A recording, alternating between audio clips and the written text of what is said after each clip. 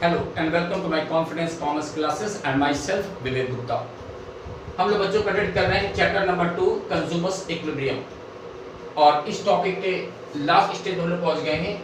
आज मुझे क्या पढ़ना है, चेंज इन बजट लाइन। अभी तक हम लोग ने देखा कि बजट लाइन क्या होती है, इक्वेशन ऑफ बजट लाइन क्या होती है, बजट कांस्टेंट क्या होता है, ठीक है। अब मुझे क्या देखना है, चेंज इन बजट लाइन।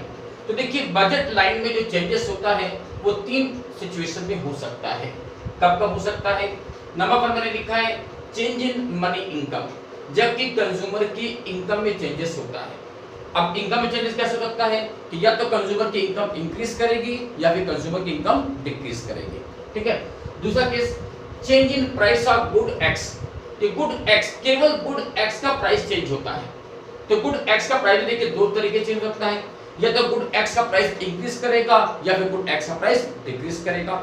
और तीसरा केस मैंने लिखा in the case of change in price of good Y, कि या केवल गुड वाई का प्राइस चेंज हुआ है, यानी गुड वाई का प्राइस या तो इंक्रीज हुआ है या फिर डिक्रीज हुआ है। तो इन सारे केसेस में बजट लाइन में इफेक्ट कैसे पड़ता है, हमारी बजट लाइन राइट साइड या डाउन साइड, लेफ्ट साइड कैसे मूव करती है, ये मुझे एक ग्राफिकली प्रेजेंटेशन यहाँ पर करके दिखाना है, ठीक है।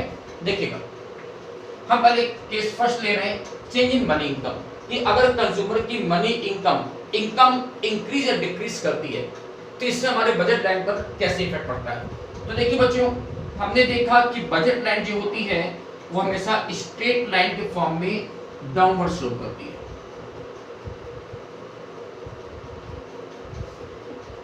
बजट लाइन हमेशा स्ट्रेट लाइन के फॉर्म में डाउनवर्ड स्लोप करती है, ऐसे जाती है। मान लीजिए हमारी बजट लाइन है ए बी, ये क्या मेरी ओरिजिनल बजट लाइन है, ये हमारी बजट लाइन में ओरिजिनल बजट लाइन है। तो देखिए मान लीजिए क्या हुआ कि कंज्यूमर की इनकम इंक्रीज कर गई, मैं कंज्यूमर हूं, हमारी मेरी इनकम बढ़ गई। तो सोचिए जब मेरी इनकम बढ़ेगी तो हम क्या करेंगे, गुड एक्स, नीचे गुड एक्स हम लिखते हैं और यहाँ पर गुड वाई, तो हम क्या करेंगे गुड एक्स और गुड वाई दोनों की क्वांटिटी बढ़ा देंगे। क्यों? क्योंकि मेरी इनकम बढ़ गई है। मान ली मेरी पहले इनकम थी 100 रुपए की, अब इनकम हो गई 150 रुपए की, तो हम क्या करेंगे गुड एक्स की भी क्वांटिटी बढ़ा देंगे और गुड वाई की भी क्वांटिटी बढ़ा देंगे। अगर दोनों चीज की क्वांटिटी बढ़ेगी तो क्या होगा, गुड वाई जिसको हम पहले बी लेवल तक यूज कर रहे थे, जब इसकी क्वांटिटी बढ़ेगी तो ये कहां पर आ गया, B1 पर। अब वैसे गुड वाई भी पहले ए क्वांटिटी तक हम यूज कर रहे थे और जब मेरी इनकम बढ़ेगी तो इसकी भी हम क्वांटिटी बढ़ाएंगे और ये कहां आ गया, A1 पर, ठीक है। तो मेरा जो नया बजट लाइन बनेगा वो क्या होगा, A1 B1। जो नया बजट लाइन बनेगा वो क्या होगा, A1 B1। तो आप देखिए मेरा जो ओरिजिनल बजट लाइन था वो था AB, तो जैसे मेरी इनकम इंक्रीज करेगी, तो जब मेरी इनकम इंक्रीज करेगी तो मेरी जो बजट लाइन है वो राइट साइड की ओर, आप देख रहे हैं मेरी जो बजट लाइन है वो राइट साइड की ओर शिफ्ट करेगी, राइट साइड की ओर शिफ्ट करेगी। यानी कि जब इनकम में कोई चेंजेस होता है तो इनकम चेंज होने की वजह से बजट लाइन हमेशा शिफ्ट करती है। तो हाँ यहाँ पर देखिए अगर मेरी इनकम इंक्रीज कर रही है तो मेरी बजट लाइन किधर जा रही है, राइट साइड की ओर शिफ्ट कर रही है। ये कब हो रहा है, व्हेन इनकम इज इंक्रीजेस। तो अगर मेरी इनकम इंक्रीज करेगी तो हम दोनों प्रोडक्ट की क्वांटिटी को इंक्रीज करेंगे, हमारा गुड एक्स की क्वांटिटी बढ़ेगी और गुड वाई की भी क्वांटिटी बढ़ेगी, और जिससे क्या होगा मेरी जो बजट लाइन है वो राइट साइड की ओर शिफ्ट करेगी। ओके, अब इसी का रिवर्स सोचिए, उल्टा सोचिए कि अगर मेरी मनी इनकम घट गई तो क्या होगा। सोचिए अगर मेरी इनकम घट गई, हमारे पहले इनकम अर्न कर रहे थे 100 रुपीज की, अब इनकम कितनी होगी, 70 रुपीज की। तो जब मेरी इनकम घट जाएगी तो आपको नहीं लगता हम क्वांटिटी भी कम परचेज कर पाएंगे। अब गुड एक्स और गुड वाई दोनों की क्वांटिटी घट जाएगी, तो इससे क्या होगा कि अब क्या होगा, गुड एक्स जो पहले 1 यूनिट एक यूनिट यूज कर रहे थे, अब वो मान लीजिए घटाकर हमने कितना कर दिया, A2 कर दिया, और वाई वाली की क्वांटिटी भी घट गई, कितनी हो गई, B2 हो गई। तो मेरा जो नया बजट लाइन बनेगा वो बनेगा A2 B2। क्या बना, A2 B2। तो अब देखिए मेरा ओरिजिनल बजट लाइन से नया बजट लाइन किधर शिफ्ट हो रहा है, इस बार लेफ्ट साइड की। बजट लाइन किधर जा रही है, लेफ्ट साइड की। लेफ्ट साइड क्यों शिफ्ट कर रही है? क्योंकि मेरी इनकम अब घट गई है। It is income is decreases. तो देखिए बच्चों, अगर मेरी इनकम बढ़ती है, इनकम इंक्रीज करती है, तो मेरा जो बजट लाइन होता है वो राइट साइड की ओर शिफ्ट करता है। इसका अपोजिट, अगर मेरी इनकम घट जाएगी तो हम क्वांटिटी भी कम यूज कर पाएंगे, कम परचेज कर पाएंगे, जिससे मेरी बजट लाइन लेफ्ट साइड की ओर शिफ्ट करती है। ठीक है, तो मेरा ये फर्स्ट केस था, if the change in money income, कि मनी इनकम अगर चेंज होती है तो आप देखिए हमारा जो बजट लाइन है वो राइट साइड या लेफ्ट साइड शिफ्ट करता है। ठीक है, अब मैं सेकंड केस ले रहा हूं, change in price of good x, कि मानिए अगर केवल गुड एक्स का प्राइस चेंज हुआ है, गुड वाई का प्राइस कांस्टेंट है, वाई में कोई चेंजेस नहीं हो रहा है, केवल गुड एक्स का प्राइस चेंज हो रहा है। मानिए गुड एक्स का प्राइस इंक्रीज हो गया या डिक्रीज हो गया, तो बजट लाइन का मूवमेंट कैसे होगा? देखिएगा फिर से एक बार,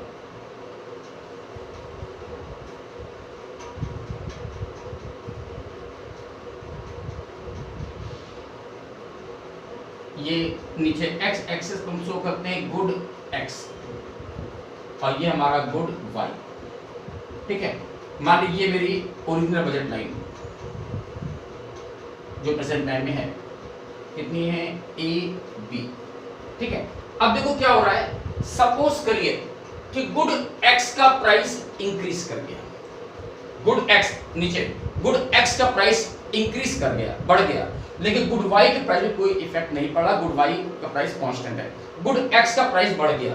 तो हम लोग बच्चे जानते हैं कि किसी भी प्रोडक्ट का जब प्राइस बढ़ता है तो हम लोग क्या करते हैं, उसकी डिमांड घटा देते हैं। ये समझते हैं ना, जब किसी प्रोडक्ट का प्राइस बढ़ेगा तो हम लोग उसकी डिमांड को घटा देते हैं।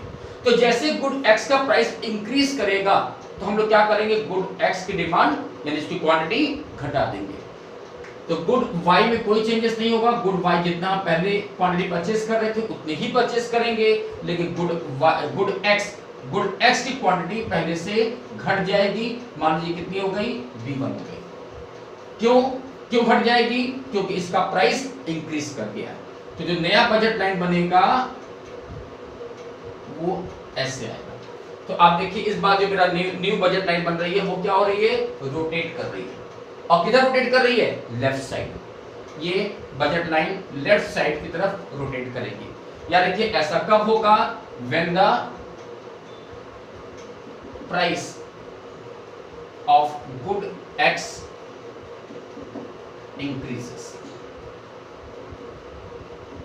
अगर गुड एक्स का प्राइस इंक्रीज करेगा तो हम क्या करेंगे, गुड एक्स की क्वांटिटी घटा देंगे, लेकिन वाई की क्वांटिटी सेम रहेगी।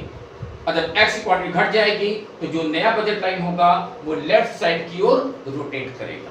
ठीक है, अब इसका रिवर्स सोचिए कि अगर गुड एक्स का प्राइस डिक्रीज कर जाता है, गुड एक्स का प्राइस डिक्रीज कर गया, भाई बढ़ा तो घट भी सकता है ना। तो मान लीजिए गुड एक्स का प्राइस घट गया, वाई में कोई चेंजेस नहीं हुआ, केवल एक्स वाले प्राइस घट गया। मान लो एक्स का प्राइस पहले 10 रुपीज का था, अब घट के 7 रुपीज का हो गया, तो क्या होगा? तो हम लोग जानते हैं जब भी किसी प्रोडक्ट का प्राइस घटता है तो हम लोग उसकी डिमांड बढ़ा देते हैं, डिमांड इस बार बढ़ जाएगी। तो क्या हो गया, इसकी डिमांड बढ़ गई और बढ़कर कितनी हो गई? B से बढ़कर मान लीजिए इस बार B2 हो गई, जबकि Y में कोई चेंजेस नहीं हो रहा है। तो जो मेरा नया बजट लाइन होगा वो इस बार देखिए राइट साइड की ओर रोटेट करेगा। राइट साइड, ये मेरा राइट साइड की ओर रोटेट कर रहा है। क्यों कर रहा है? क्योंकि हमारा इस बार गुड एक्स का प्राइस घट गया है। Price of good x decreases.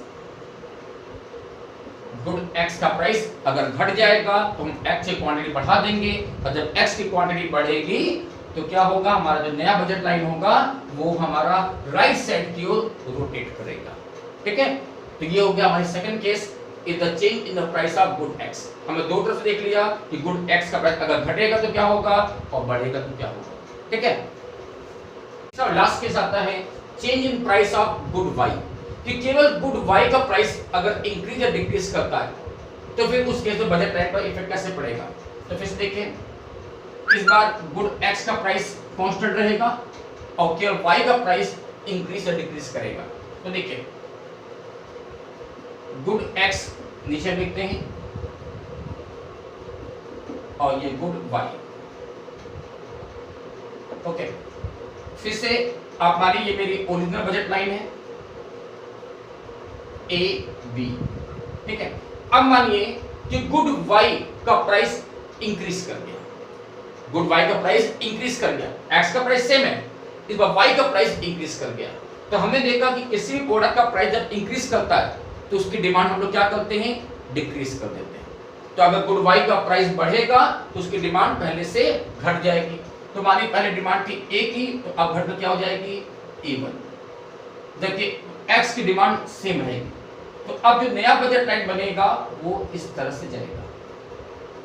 तो आप देखिए जो नया बजट लाइन हुआ वो पहले से क्या हुआ, डाउन साइड, पहले से नया बजट लाइन रोटेट किया इन द डाउन साइड, नीचे की तरफ रोटेट करेगा, ठीक है। ऐसा कब होगा, when the price of good Y increases,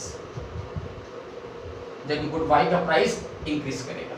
in opposite मानिए गुड वाई का प्राइस डिक्रीज कर गया तो क्या होगा, तो गुड वाई का प्राइस अगर डिक्रीज कर जाएगा तो हम लोग क्या करेंगे, गुड वाई की क्वांटिटी पहले से बढ़ा देंगे। तो क्वांटिटी पहले से बढ़ के कितनी हो गई, A2 हो गई, कितनी हो गई A2, जबकि x में कोई चेंजेस नहीं, x उतना ही है। तो इस बार जो नया बजट लाइन बनेगा उसका रोटेशन देखो किधर जा रहा है, अप साइड, ये रोटेट हो रहा है किधर, अप साइड। ऐसा कब होगा, when the price of good Y decreases, ठीक है। तो ये था हमारा चेंज इन बजट लाइन कि मेरी बजट लाइन कब और कैसे कैसे चेंज हो सकती है। बच्चों हम लोग आगे इस चैप्टर के नेक्स्ट और लास्ट पॉइंट पर, ये चैप्टर काफी बोरिंग था, काफी झिलाऊ चैप्टर था, बट आज हम बिल्कुल लास्ट टॉपिक पर आ गए और इस टॉपिक के साथ हम अपने चैप्टर को आज फिनिश कर ले जाएंगे, ठीक है। तो ये जो लास्ट टॉपिक है ये क्या है, consumers equilibrium in the case of IC analysis. बच्चों हमने पिछले टॉपिक में पढ़ा था कि कंज्यूमर्स इक्विलिब्रियम क्या होता है। कंज्यूमर इक्विलिब्रियम कंजम्पशन का वो पॉइंट हमको बताता है जहां तक किसी प्रोडक्ट को कंज्यूम करने से हमें मैक्सिमम सेटिस्फैक्शन मिल सकता है, ठीक है। ये पॉइंट हम लोग ने पिछले वीडियो में पढ़ा था कि कंज्यूमर इक्विलिब्रियम कंजम्पशन का वो पॉइंट होता है जहां तक प्रोडक्ट को कंज्यूम करने से कंज्यूमर को मैक्सिमम सेटिस्फैक्शन मिल पाता है। तो आज हम इस कंज्यूमर इक्विलिब्रियम को इंडिफरेंस कर्व के थ्रू समझेंगे और देखेंगे इंडिफरेंस कर्व पर कंज्यूमर को इक्विलिब्रियम पॉइंट कहां मिलता है। देखिए हमने ये 3 आईसी कर्व ड्रॉ किए, IC1, IC2, IC3, और ये मेरी बजट लाइन है। ये स्टेट जो बजट लाइन आ रही है इसको हम नाम दे देते हैं AB। ये क्या है, मेरी बजट लाइन। बजट लाइन क्या बताती है, ये हमारी इनकम को इंडिकेट कर रही है। बजट लाइन के हर एक पॉइंट पर हम अपने इनकम को फुल यूटिलाइज करते हैं, ठीक है।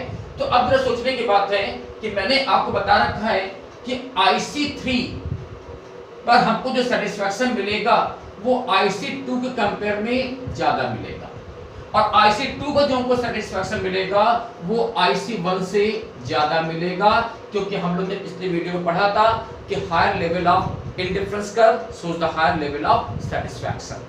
तो IC3 के लेवल में मुझे सबसे ज्यादा सेटिस्फैक्शन मिल रहा है, IC2 में उससे कम मिल रहा है और IC1 में सबसे कम मिल रहा है। बट बच्चों अब ये भी बात देखनी होगी हमको कि मेरी बजट लाइन कहां पर आ रही है। आप नोटिस करें मेरी जो बजट लाइन है वो IC1 और IC2 को टच कर रही है, IC3 को बिल्कुल भी वो टच नहीं कर पा रही है। तो हम कह सकते हैं कि IC3 पर हालांकि मेरा सेटिस्फैक्शन लेवल सबसे ज्यादा होता है, लेकिन इसके बावजूद क्योंकि मेरा बजट वहां तक नहीं पहुंच पा रहा है, मेरी इनकम उतनी नहीं कि हम IC3 तक पहुंच सके, इसलिए IC3 मेरा कंज्यूमर्स इक्विलिब्रियम नहीं बन पाएगा। क्यों? क्योंकि वहां तक मेरी इनकम है ही नहीं। आप देखिए मेरी जो बजट लाइन है वो IC1 और IC2 को केवल टच कर रही है। आप देखिए IC1 के लेवल पर मेरी बजट लाइन 2 जगहों पर टच हो रहा है, एक C पॉइंट पर और एक D वाले पॉइंट पर। इन दोनों ही पॉइंट पर मेरा सेटिस्फैक्शन लेवल क्या है, इक्वल है। बट आप ध्यान देखिए कि मेरा बजट लाइन IC2 को एक जगह पर टच कर रहा है, पॉइंट E पर। तो हम ये मानेंगे, हम ये समझते हैं कि IC2 पर जो सेटिस्फैक्शन लेवल होता है वो हमेशा IC1 से ज्यादा है।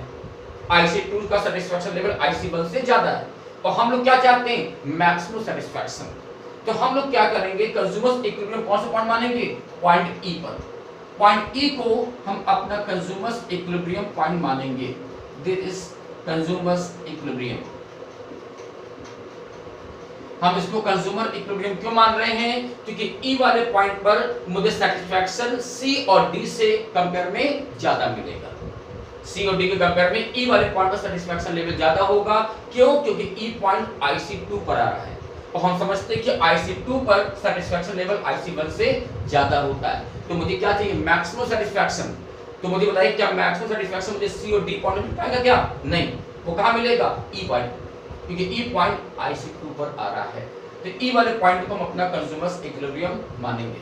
या रखिएगा IC3 पर हालांकि सेटिस्फैक्शन लेवल मेरा सबसे ज्यादा हो रहा है, लेकिन वहां तक मेरा बजट अलाउ नहीं कर रहा है, तो उस पॉइंट पर, उस IC3 पर मेरा कंज्यूमर्स इक्विलिब्रियम पॉइंट नहीं बन सकेगा। ठीक है, तो ये था मेरा consumers equilibrium in the case of IC analysis. तो बच्चों आज से हमारा ये चैप्टर कंप्लीट हो रहा है। ये मेरा इकोनॉमिक का सबसे टेक्निकल और सबसे कह सकते हो बोरिंग होगा चैप्टर था, आज हमारा फिनिश होता है। तो हम चैप्टर को यहीं पे स्टॉप करना चाहेंगे। Good day, thank you and best of luck.